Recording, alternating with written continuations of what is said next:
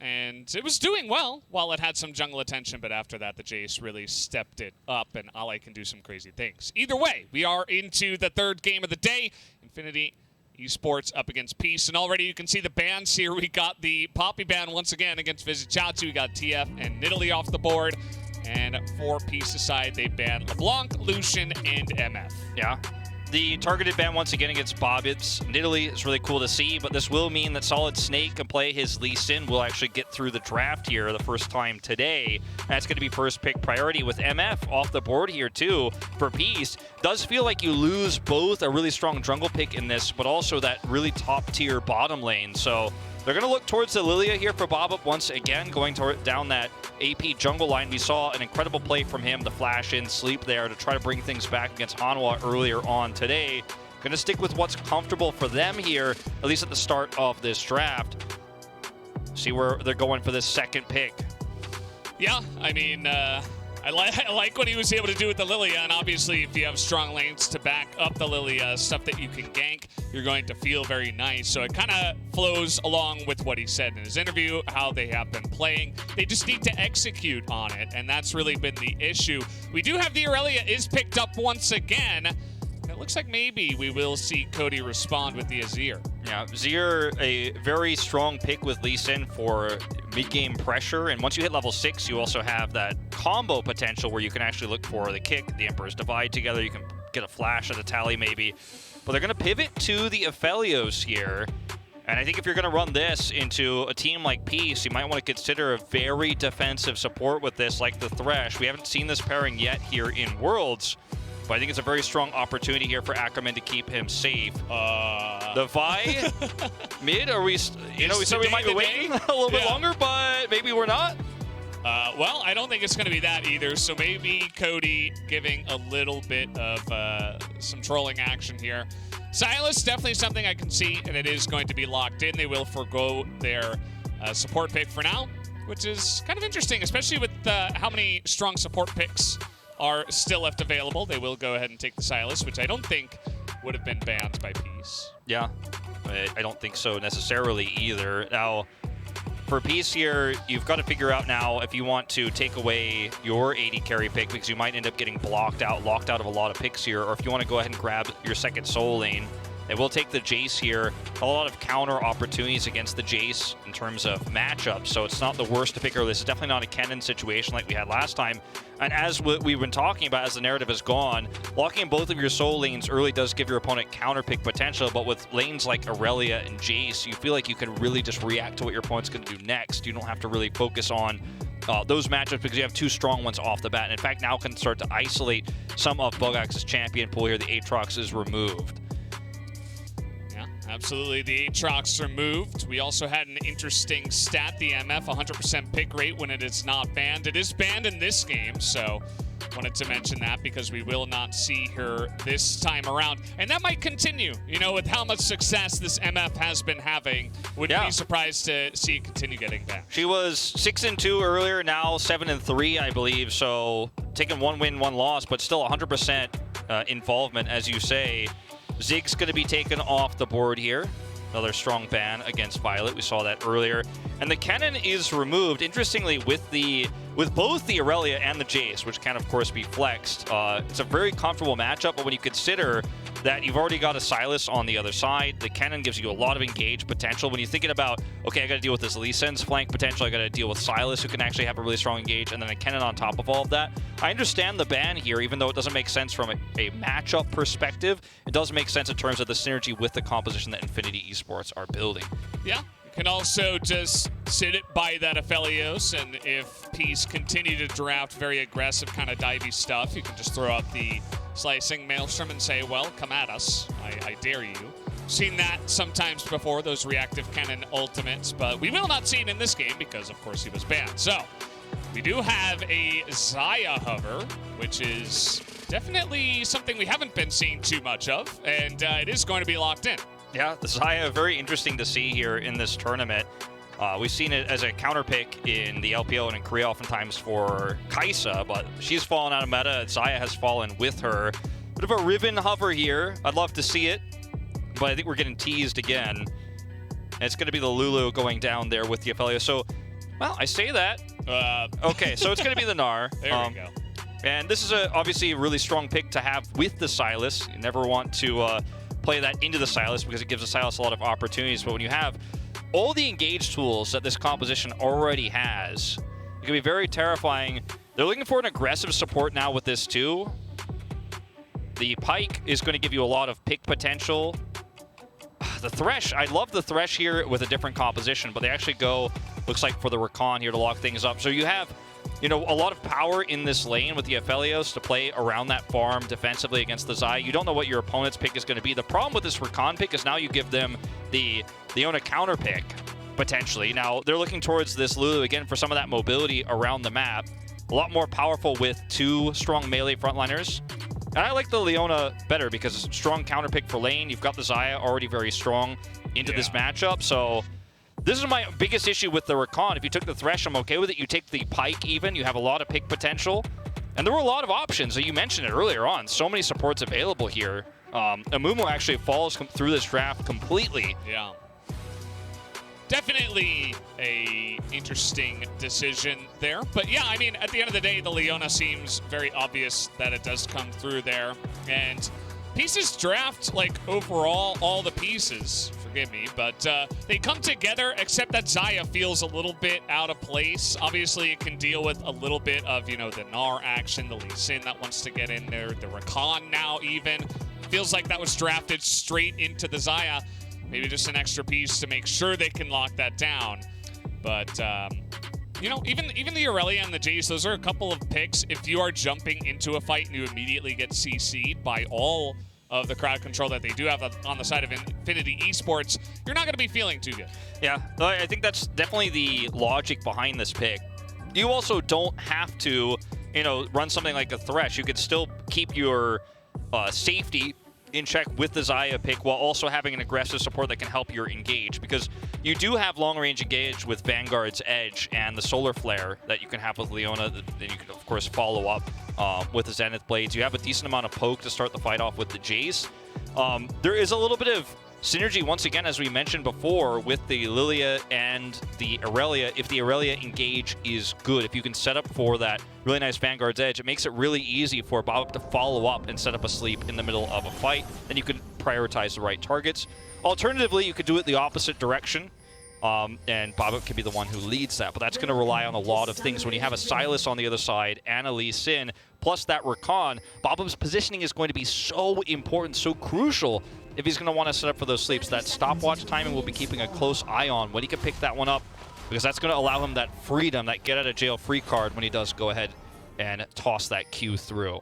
Yeah, I mean, I have a lot of faith in Bobip after what he was able to do from 10,000 gold down against Sama Life Esports. Nearly was able to turn some fights around and got some of them started himself. So definitely enjoying what he has been bringing on this pick. And we are here. It is Infinity Esports up against Peace. Both 0-2, actually, these teams. So it really is make or break. I mean, if you lose here, you go down 0-3. There's 5 teams in this plans group.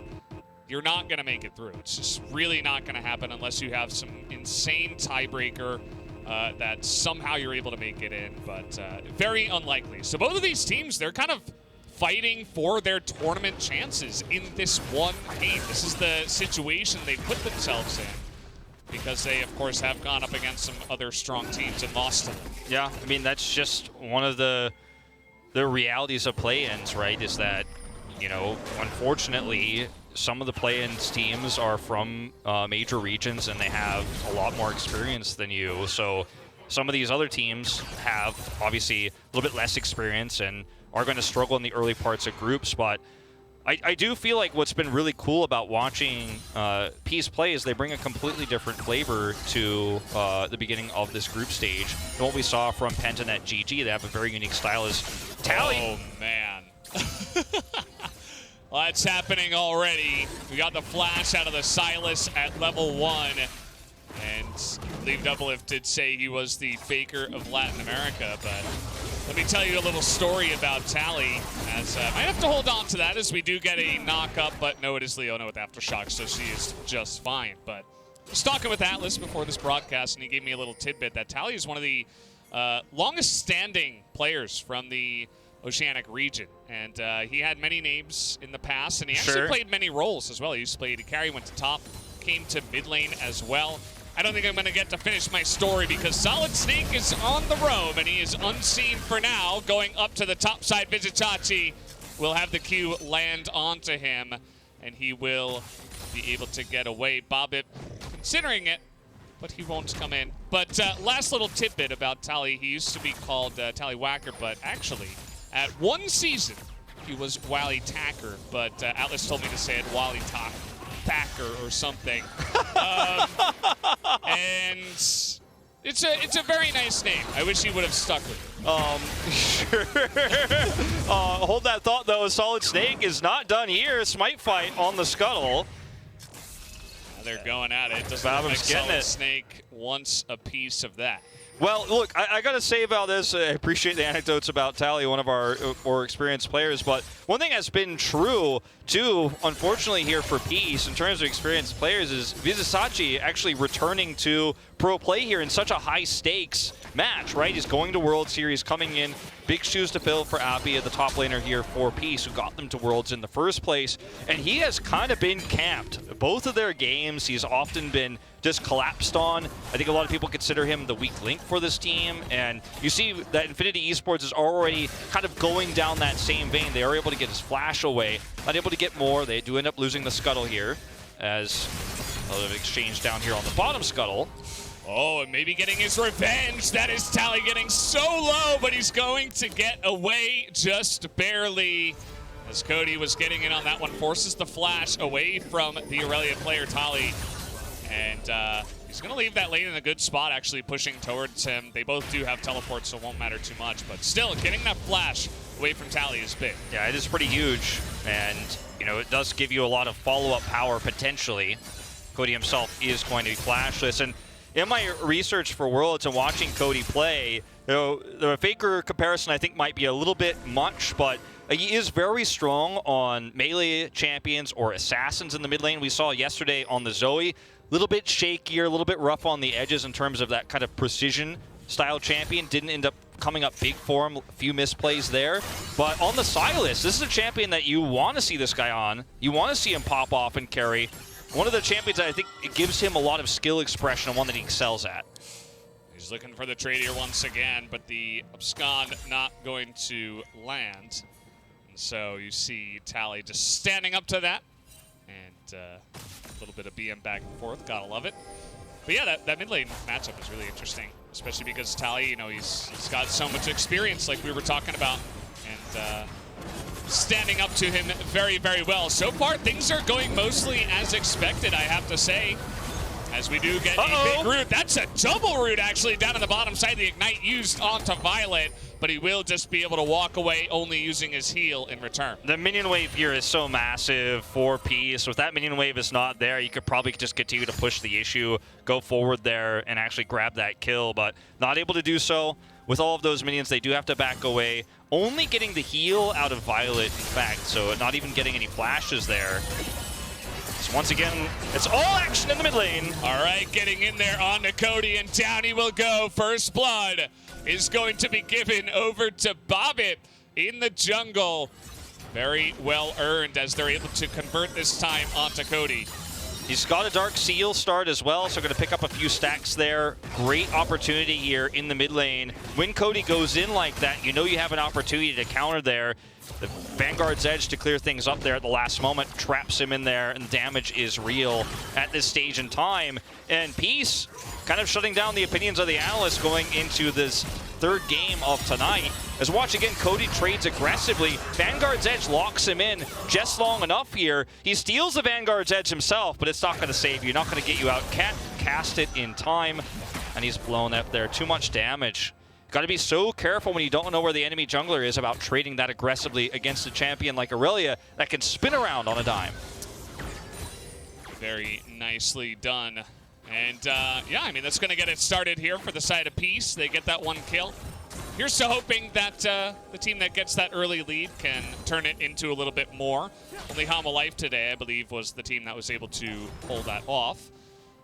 And yeah, I mean, they're in a pretty good position right now. They have their Jace up in the top side about to receive a nice wave that's coming into them, so he's not going to fall too far behind. He's actually playing very passively. I'd love to see the top lane. Yeah, here it is.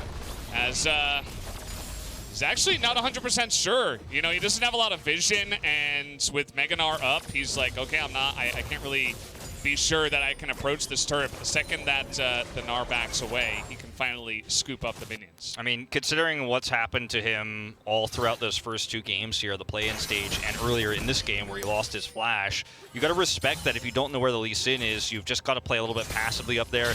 And Gnar is never going to be able to put that much damage on your turret. Yeah, he has demolished and get a plate. As more trading in the mid lane. This time Solid Snake is nearby, and there is a ward that did spot him, so Bobby Ventali just going to laugh at him. He's got level 6, but I don't think you want to commit with Cody nearby. This is actually really risky. Ooh, Ackerman's here, and so is White Lotus. They're just going to jump onto this guy. Even the Moonlight Vigil comes in, and Cody is going to scoop up the kill, as Tally's still did not have his flash, so just goes down there.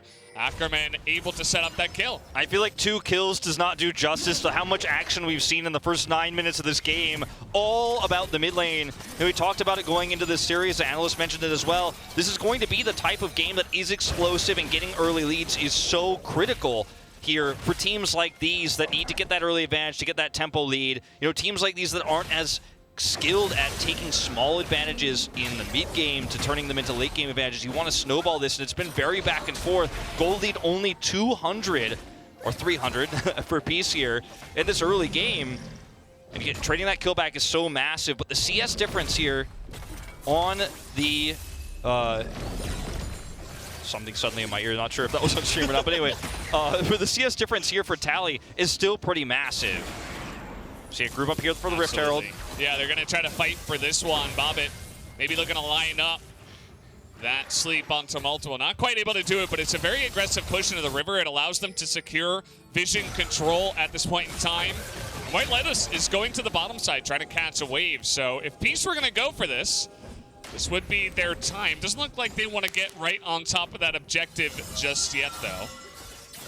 This is actually really tense because this first Rift Herald for Peace, if they take it, is going to explode this advantage for them. Infinity need to contest this. Right now, White Lotus is kind of pinned down. You don't have a Mega Gnar bar, so getting into this choke point against this Lilia is just so difficult. Emote's flashed here because they know stealing this one away is basically unrealistic at this point. They're going for it. Oh, but Bugey's got that ultimate. The Mega Gnar could not come any sooner. He's begging for it. Here it is, and he's going to get them against the wall. The 2 will immediately go down, and Bobbit is no different. The sleep comes in way too little and way too late, as it's a triple kill already for Bugax, and they're looking for a bit more. Chachi will be able to back off of that play, but man, Infinity take a huge lead. What a great decisive engage. I said unrealistic, but they forced it. They made it work. They're able to pick up the Eye of the Herald here, and it was a perfect engage here from Bugs, who's now got 3 kills on this Gnar. Just barely is able to get that Gnar bar up. I mentioned right before the fight, he didn't have it. Is able to get that up, able to get the multi-knock into the wall. And Peace stuck in that choke point, trying to back away. Almost felt like it was a shoo-in for them in terms of the comms there, because they weren't positioned well to retreat from that. They wanted to stick the landing on finishing off that Herald. I mean, look at how low this goes before the engage. Look at Bugus' Narbar. And look at where he is, 1v3. Yeah. Such a perfect play from the Latin America player. Goes into the brush here, ward has to be used, and then boom. Double stuns there, the follow-up from Ackerman. So perfectly done in a choke point like that. They were the ones coming in. We got more fighting. They're trying to burst down Cody before any of this goes, and they will get down, actually. Solid Snake as well in a lot of trouble, and Infinity caught in the mid lane. Nicely set up here from the side of Peace. It was kind of one of those situations of nobody knows who's stuck in with the other one, but actually it was Peace that got the advantage on the back of that, and now they're looking for this Infernal Drake. Yeah, they're going to grab the Infernal Drake, the Scuttle with it, so a lot of extra gold and experience going over to Bobbit, but the big story here is that Tally is going to get more gold. He's sitting at 0, 2, and 3, but that doesn't really tell the story of his lead against Cody, because he's 40 CS up right now. And all of those minions crashing into the mid turret means less gold for Cody. Bugak says red buff. Vizichachi has no flash right now. He's just going to get run down in the top side while we had the MasterCard First Mythic and the Infernal Drake coming down at the same time. So at least Peace are able to get that, but man, some of their lanes, you know, especially Bugax is basically just running the show by himself. I mean, this is insane. And the thing is, Silas, against this composition, can steal, obviously, the Vanguard's Edge, which is going to be quite critical, or the Solar Flare. And even though he is behind, even though he isn't fed, talking, of course, about Cody here in this game, he's going to be able to help set up with those ultimate hijacks Bugax to carry some of these team fights. Then you've got Nephelios and what he can do on top of that CC. So this is not a lost game for Infinity by any means. They've even taken a gold lead right now, but the disadvantage in mid can be shored up by this massive lead for the Gnar on the top side. Yeah, and you know, generally Gnar, not a carry champion, but when he gets Divine Sunder and he's 4-0, 13 minutes into the game, anybody can be a carry. So yeah, your dreams can be lived out. Even you Singe players out there, or any other kind of tanks, even you Ornn players out there, you can do it. And just watch Morgan. Yeah, or Kingen. True. Yeah, I mean, Peace kind of grouped up for it at that Rift Herald fight, and Bugax found the perfect timing. And really, it's all kind of the dominoes falling after that. And Sally's trying his best in the mid lane. He's really trying to be aggressive on the Aurelia. This is something they even talked about in that recent interview with Bobby. Like, they need to win these lanes and get a comfortable spot in the mid game. As I say that, but Tali's getting CC'd down. The Vanguard's Edge from the Silas doing a lot, but he's able to turn it around as Bobbitt comes in, and the Q from the Lee Sin will sail wide, and Tali gets out unscathed. Yeah, Bugax not able to get in and make that impact there. This was actually really well played by Tali because he knows his teammates are going to collapse in and save him. What looked like an extremely risky and greedy play ends up being the correct one. They're able to bait Cody in, get a pick here, stave off this Rift Herald pressure, and continue to maintain that control around the bottom side of the map. And unfortunately, yet again, even though Bugax has so much gold, if he doesn't have the ability to Gnar into these fights, or actually set up with Mega Gnar, be in the skirmish itself, that's when you feel the Silas deficit. That's when you feel, okay, this Aphelios doesn't have a Mythic yet. He's still working on that shield bow right now. He's still a ways away from that. These small things, these small deficits in the mid lane, in the bot lane, are going to be very impactful when Bugax isn't there. Later on, when we see real straight-up front-to-back 5v5 team fights, that's when Infinity can obviously use this to their advantage, the fact that they have a 4-0 Gnar. We just have to get to those fights first, and they have to stave the bleeding before then. They're looking for a fight on the Tali right now. Yeah, he's trying to bait him in for the Leona, but guess what? Solid Snakes here too. Nice dodge by Tali. He's trying to buy time for the Lilia to make his way up here. As a sleep will come in onto both of them. The Lee Sin trying to flash away, but it's not going to be enough. Swift up by the Lilia. Big Gnar into the wall, but Bugax is just a little bit burnt out. And he will get taken down, shut down by Bobbitt, who is 6-1. 6-1, 10 stacks on that Dark Seal. That's a ton of extra gold going up to this Lilia, who makes the right call to come through. And I gotta say, Tali's performance on this Aurelia has been fantastic. His lead in the mid lane is part of why Cody is struggling to actually make an impact in some of these mid-game fights, where he's not able to teleport in. His teleport's often down. He's not able to join. If he did, he'd be crushed too. He has to kind of sit back and farm, so you know you have that advantage in the side lane. And then when you add this Lilia coming in on top of it, Tali goes in, is aggressive, and then it's just been so good at using Aurelia's Qs to get out of dodge, escape, and actually bait Infinity in. You see Bobbitt come through there for the finish. And as you mentioned, he's 6-1 in this game now. Went for the burst damage again with this Luden's Echo. And I gotta say, Infinity really struggling to stick through this mid game where they can, if they don't take these poor fights, if they don't end up getting picked and overextending here, you can absolutely come back in the late game with the comp that you have. But the overextension here is real. Double sleep into the follow-up here from Baba, and that's 2 kills. Yep. The new Axe effect replay shows us all the action here as Peace really just shutting them down quite literally. And yeah, just really doing a good job, I think, playing around Bugax and him trying to kind of carry the team himself, playing around that pressure is allowing Peace to find opportunities up there as well. As Infinity a little bit strung out here at the moment. Solid Snake is getting this one down. They lose their bottom turret, but the Gnar still has pressure up in the top side. Even though he did get taken down and shut down by the Lilia, he is still very impressive, and he's actually looking for more. The autos come in. Vizicsacsi tries to hop away, and at least he will be able to live while his team gets another objective. Yeah, I mean, the thing about Vizicsacsi right now is he's just kind of an annoyance. He's able to, you know, hold down the fort on the top side of the map, but every time resources are committed to kill him, I mean, he's only died once this game. Every time that happens, you know, they're getting objectives on the bottom side of the map. Violet's able to farm freely, or you grab another Drake. It's the second one of the game here for Peace. And this 4-0 Gnar, who's now 4-1, doesn't feel like a 4-0 Gnar. You know, we talked about what he can do, the ifs, right? And he had that miraculous play around that first Rift Herald, but unfortunately Gnar isn't able to, until you go to those real 5v5 team fights, use that lead to gain advantages elsewhere, as White Lotus is alone. Well, he's going to have to flash out of that one. If he didn't flash, he was so dead. So definitely the right maneuver there. But Peace grouping up real quick. Great macro maneuver. They get into the mid lane, take it down. They get the flash out of White Lotus.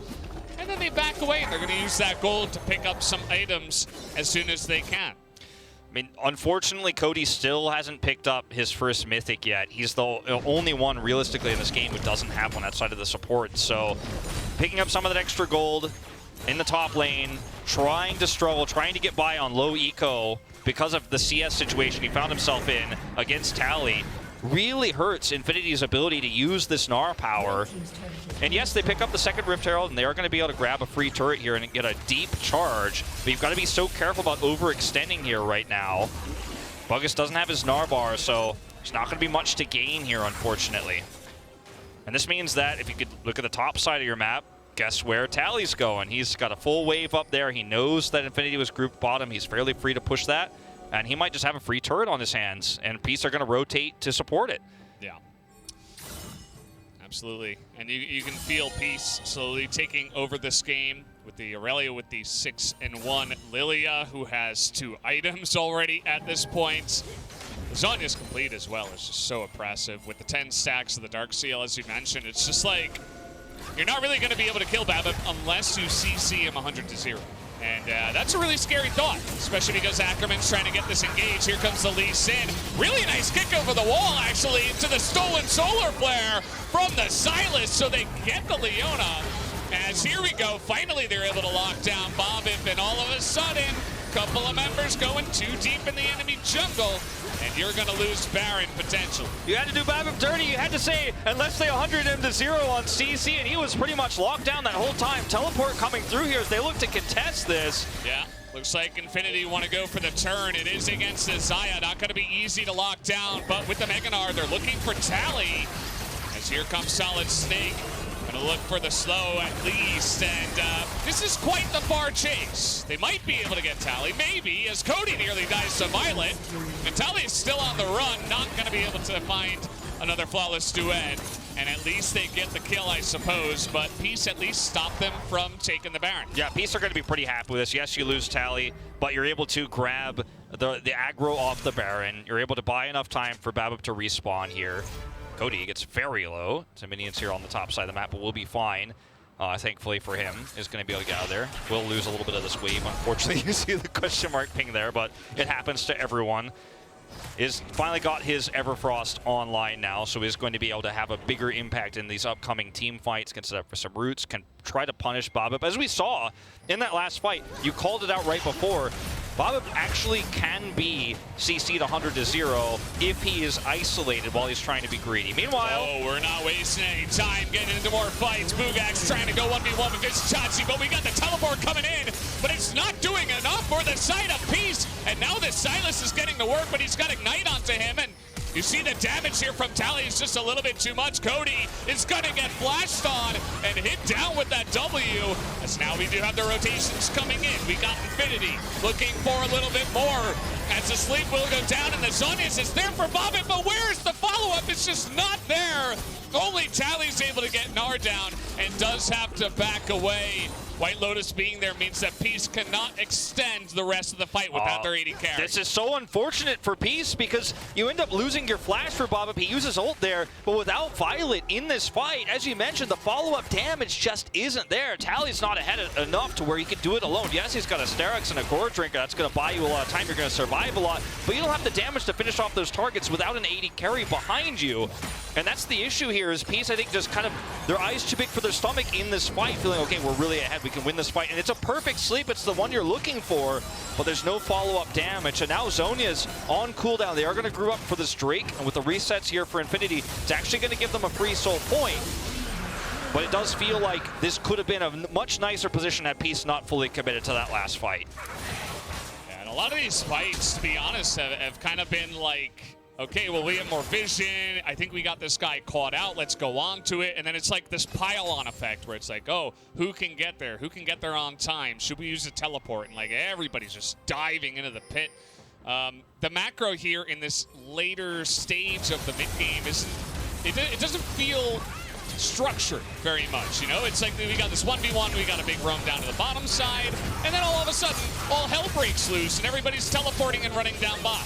Yeah, I mean, when you look at how this fight started, it looked fantastic, right, for Peace. They had the numbers advantage, but Cody's able to survive long enough, gets that last second flash away, and that buys enough time for the big rotation down. And without Violet here, I mean, look at where he is right now. He's not even crossed the midpoint of the map. You just can't win this fight, and this attempted turn is the part that's just a little bit too optimistic for me to stomach, because yes, it is a great sleep opportunity, and yes, you are a Fed Lilia, but you alone can't do it yourself. Yeah, I mean, the second you see that Aphelios, you could have said, okay, there's 4 men slept, like maybe Tally can jump in and kill everybody. Well, it's so risky. It's so risky to do that into the Aphelios who's got Crescendum and is just waiting. He's champing at the bit. Here we go. Speaking of which, they're going to get on top of the Leona, who has to blow her stopwatch. It's now trying to go forward. The Solar player not able to do too much, and now we'll go to Leona first as we have Bobbin getting wrecked on the top side. Not able to survive for long enough. Tally is trying to go 1v5 quite literally. He's going to get one, and now we have the Zaya looking for the turn. Unbelievable plays right now as the Aurelia goes in, but unfortunately gets stunned down. Maybe the dream is dead. Violet and Vizitachi trying to turn this one around, and they should be able to, but Bugax is way too fed as the red buff. Will it be enough? No, it will not, as Bugax will clean up the house and be the only one left to stand. I mean, we're 27 kills into this game at 25 minutes, and this is the kind of action you expect to see. And finally, Bugax is 12-2. Gnar now is starting to really show itself here, but it was a really close fight, and you could see the potential of what this team comp for Peace can do when their 80 carry is there, when Violet is here. Now, if he had actually, you know, a third item online, if he has an Infinity Edge here in this fight, I think they end up winning that swimmingly. He's not quite that far online just yet. He's 1-1-3 in this game, so we haven't reached that late game Zaya power yet. But what's scary for me for Infinity is that you can see that how difficult it is to kill this Aurelia in these team fights, and then the follow-up CC in these longer fights here for Peace just allows Violet free reign. And yes, at the end of the day, a Fed Bugax is going to clean up house, but look at how much space Tally buys for Violet. Like, he is untouched in this fight.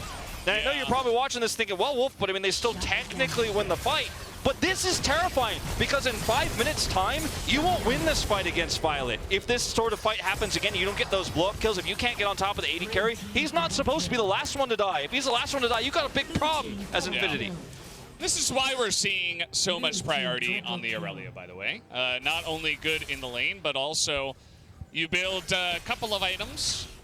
I'm sure you guys know the name of the 2 items, for Drinker and the Sterak's. And you run in there, oh, how about a Death Stance as well? And how about some more armor against everybody who's fed that's not Sylas, right?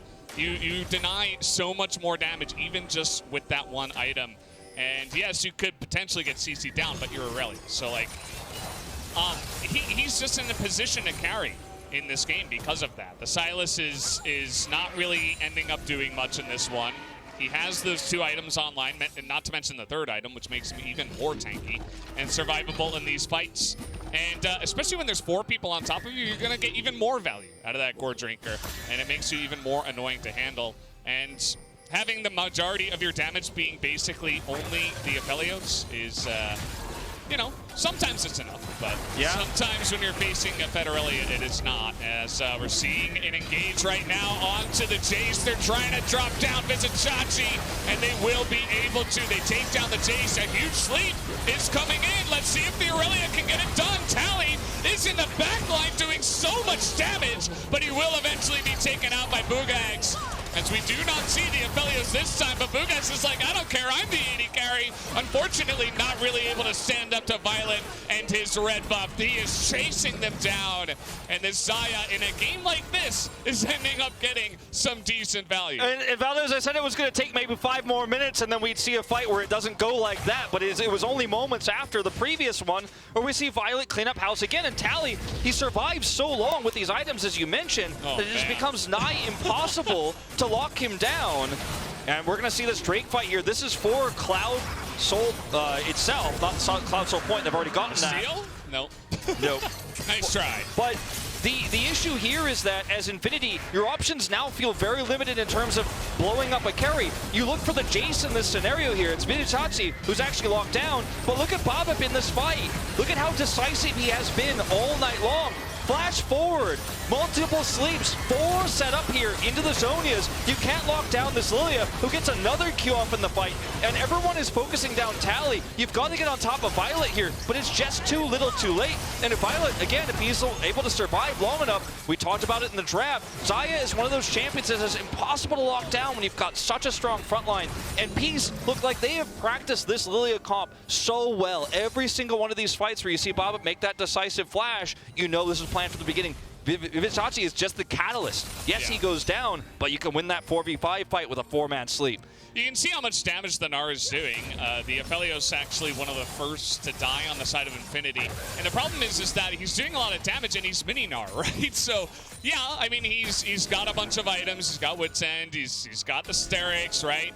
And he'll be in your face and hitting you a lot, but he's not getting that big stun of the wall. He's not Mega Gnar, and that's because that fight was basically like, I'm Rakan and I'm going to press my buttons and I found a free kill. Well, it's free until you overextend and you get 4-man slept by Bobip, who's having yet a wonderful game, another wonderful game on this Lilia. So Peace now in control of this game. Feels like it's gone a bit back and forth on that one. Sure. As we were definitely expecting this game to be close. Yeah. I wasn't expecting this many kills, to be honest. 32 so far. And the Aphelios, you know, he's an item behind, but he will get his Infinity Edge fairly soon. He's got his Collector online. The problem is that getting this, you know, Aurelia down to enough health where you can actually proc that and get that kill is really a big question for Infinity. They are obviously building a little bit of heal deny as well. But I think the biggest issue for me is that yes, you have a really tanky Gnar. Yes, he could do a lot of damage, and he could set for these stuns, but you've got to take the fights in the right moments. I think looking for a single target blow-up when Lilia exists and she is this fed might not be the plan anymore. You might actually have to just front-to-back team fight here, play around the fact that if you do lock up the Aurelia long enough, you might be able to kill a solid Snake. Oh man, he was backing on a ward, and that is not the time to be doing that. Tally. Over the wall with the ult flash, the kick not going to help out too much. Even nearly gets Cody into some trouble, as Bobip going to take that kill, secure it for himself, and now Peace will take a lovely Baron. The positional advantage they have here, and with the enemy jungler down, you know you can rush this down with Violet having 3 items online here. Vizichachi in good position to poke. They're going to try to contest here, but as you mentioned, no smite, no hope of taking the Baron. And now, you see the turn comes out here from the side of Peace, and they'll just get a bonus orange buff on top of it all, taking down the Gnar. As Bobip even getting a bit more, going to force that cleanse out of White Lotus. Had to use a bunch of stuff to get that out, but you can see Peace, they are not done just yet. The flash comes in, big charm though, and now we got White Lotus actually kiting back. You gotta be careful about this. TP now coming in. But it looks like Peace, even though they get themselves into a little bit of a dangerous spot, they will be okay. Yeah, Violet just has the escape available. They didn't have to use any tools on the turn. The sleep, forcing the cleanse after the Baron is taken. Violet popping his ultimate there way later on, so you could be so aggressive. Tally's not even looking twice on the rotation, and he knows his teammates are very likely going to be safe there in that skirmish. But it all comes down to Solid Snake getting picked on that ward, and that's why you've got to be so careful about where you're sweeping as a team like Infinity here. If you lose your jungler at this critical moment before a Baron, your chances of going to the World's group stage might just be nil. Like, that's a moment that Infinity are going to look back on, and everything that happened before this feels so insignificant compared to that one mistake, that one back location where Peace get the first Baron power play. Yeah, I absolutely agree. And, Infinity's comp here, by the way, Red Bull Baron power play. Congratulations to Peace for picking that one up. It is a big one so far, nearly 4,000 gold with this Red Bull Baron power play. So you can see the goal difference on time. It was very close for an extremely long amount of time. But now it's all Peace that have a pretty massive lead. And now with this Elder coming up in a minute and a half, we have Meganar, though, in a bit. We see Buax looking for a bit more. Won't be able to take it down. As we'll have to see if he can get Meganar back here for this Elder fight. I believe he should be able to. Yeah, this is going to be really critical as it's timing out now. And this is when Peace are going to look to pounce. There's the Solar Flare. Oh, they want White Lotus. He doesn't have Cleanse this time. If the stun went down, that could have been his doom, as the stun here from the Aurelia going to be missed, as we got Solid Snake on the backline, but he's being torn to shreds right now by the Xayah. And Infinity just a little bit out of sorts here as we have the flash come in, the sleep onto the Aphelios, and now will come the Cavalry. Peace are looking to take down all of these bowling pins in one fell swoop, as Tally now diving under the turret will be able to snipe this one. Actually, Chachi does pick it up, but with the Baron, they will be looking to end this game. Oh, very close game, back and forth. But once Tally's lead started to snowball so much that he was practically immortal in these team fights, Bobib's follow-ups were solid, and this is a very decisive win here in what was a very tumultuous mid-game for Peace. Their chances of making it out of play-ins and going to the group stage hang by a thread, but there is still a thread of hope. You look at some of these later fights, unfortunately for Infinity Esports, Solid Snake gets caught. You're grouping up around that Elder Drake fight, or that Elder Drake pit, but what are you fighting for there? They're split up. There's a disconnect between the front line. Bugax gets dropped on. The back line is running away, and in that moment, Peace are decisive. You see this time and time again from Tally, the veteran, on this Aurelia. He was afraid of nothing in this game. And he's definitely my MVP coming out of this one, because his plays, his survivability on this Aurelia gave Violet so much space, gave Bob